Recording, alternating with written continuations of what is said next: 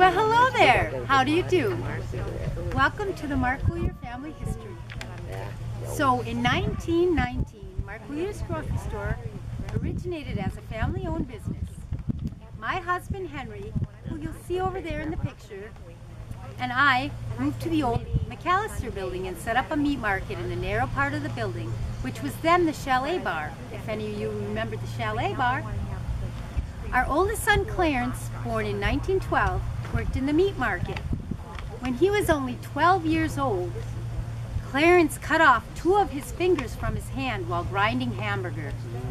He still continued in the meat business. So in 1932, my husband Henry bought the McAllister's grocery and dry goods and merged our meat business and moved into the larger building. John Kozowski then put in a tavern in the building Henry had previously occupied. So young Clarence worked for us until 1938, when he left for Chicago, married a girl from the city, and set up his own store and meat department on the south side of Chicago. So Clarence was a very successful businessman, having spent his entire life in the meat and grocery business. He did well in Chicago for himself. So since our son Clarence had left, my husband Henry and I were in need of a meat cutter. So we summoned my husband's brother Clarence. He also had a brother Clarence who was cutting meat in Minneapolis, and he convinced him to come to Niagara to work for him. So in 1938, Clarence and his wife Margaret moved to Niagara.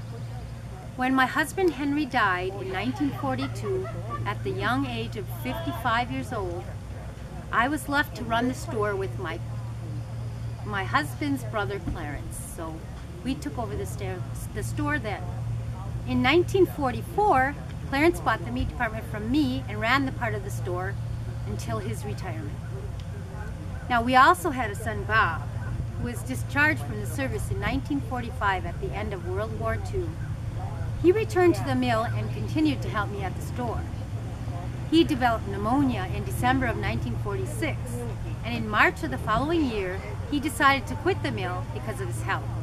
So Bob took over the management of the store and continued in that position until 1956.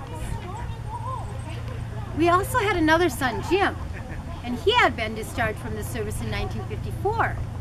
So realizing that the business was insufficient to support both families, Bob spoke with the owner of Gamble's store, who at 65 years old was planning to retire. That store was then located where the telephone company offices are today. Bob and his wife Grace later moved their business to the top of the hill in Niagara and retired in 1988. They then sold the building to Best Buy Liquor and is currently operating there today. So of course, all of our children were involved in the store at some point. Clarence Jr. was a meat cutter. Both Bob and Jim worked as delivery boys and stocked the store and were also managers.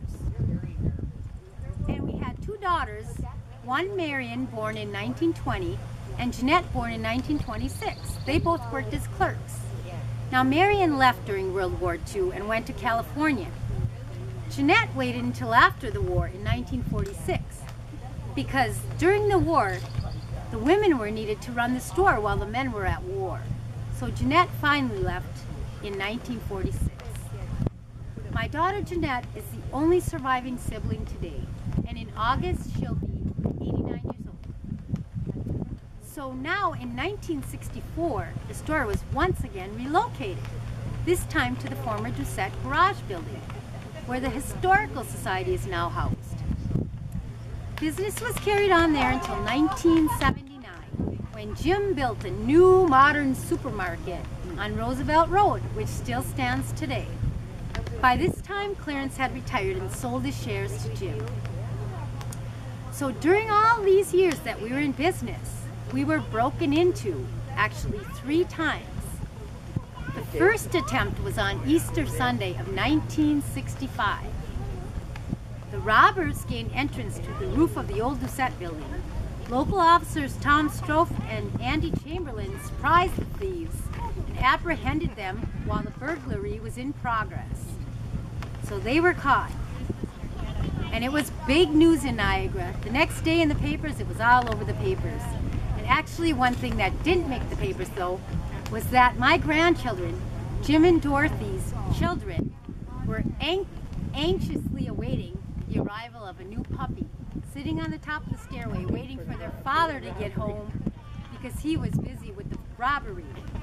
They could hear the puppy in the next room barking, but they waited till Daddy got home to see their new puppy on Easter Sunday. So actually the second attempt was in the new building on Roosevelt. It was in 1981. Jim had purchased an old vault from the bank and the thieves broke into it. They were also taken into custody. But the third one, who somebody sitting here right now will remember vividly. Do you remember the year actually? Early 2000, like that's what I've been telling everyone.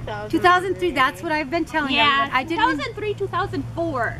Right, right. That's exactly what I thought, but I wasn't exactly sure on it was January. So actually, they came in, and Jane, right here, who was employed at Marcoulier's at the time, was asked to find an item in an aisle, an item that the store, as a rule, would never carry. And they knew that.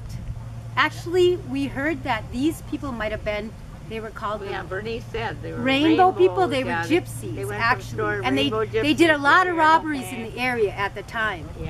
So Jane, poor Jane, was in the aisle trying to find this item that no one will ever find. And while she was doing that, the other robber got into the vault, took the money, and they both got away with it. Right, Jane? Yes. Yes. They have guns? No. No, because it wasn't like a hold up or anything. No, because he was distracting her. That's how they did it. I was told by others that's how they did it back then. So see, it wasn't guns or nothing. So actually, they just had this one guy distracted. They weren't caught. We never retrieved our money from that robbery. But 2 years later, they were finally caught in Minneapolis, Minnesota. And they were apprehended. But we never did get the cash back. They took it out of the register? No, in the vault. A safe. The vault. The safe. So, the safe must have been unlocked. For all the years that we were in business, 3 times we were robbed. And at least 2 of them, the money was retrieved. The last one, we weren't so lucky. And in closing, I just want to say that many businesses have come and gone in Niagara. Some, such as our grocery store, have been able to survive with many changes throughout the years. We'll be And that's the 100 story. years old in 4 more years. The store will be 100 years old. I gotta add that. Yeah. 4 more years, our store will In be 4 more 100 years, we will turn 100.